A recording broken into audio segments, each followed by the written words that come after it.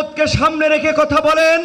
নিশ্চয়ই আপনারা জানেন আল্লাহ তাআলা মানুষকে ধন সম্পদ এবং ক্ষমতা দিয়ে এবং নিয়ে পরীক্ষা করে।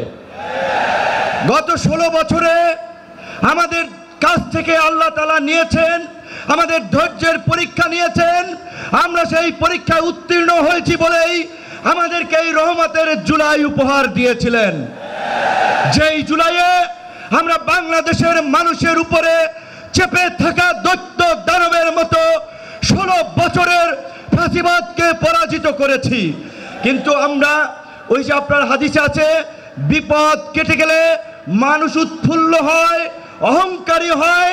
তাই আমরা দেখতে পাচ্ছি এই গণ অভ্যুত্থানে আমাদের অংশীজনেরা মজলুম রাজকে উৎফুল্ল অহংকারী হয়ে জালিম হয়ে উঠছে। তাই আপনাদেরকে মনে করিয়ে দিতে চাই,